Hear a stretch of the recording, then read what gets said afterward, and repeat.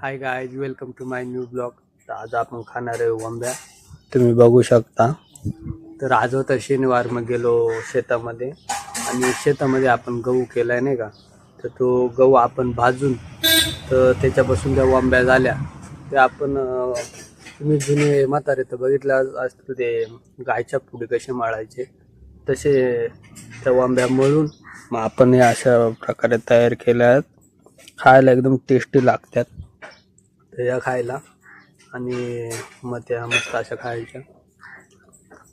पण तुम्हाला एक सांगतो, त्या फक्त ताज्या ताज्याच खा, कारण मग एक दिवसांनी नंतर खाल्या तर मग सकाळी बुजल्या संध्याकाळी तरी खाल्या ना चावून चावून आहे ना दातांना त्रास होतो. तर ताज्या ताज्याच खा, हा माझ्याकडून सल्ला.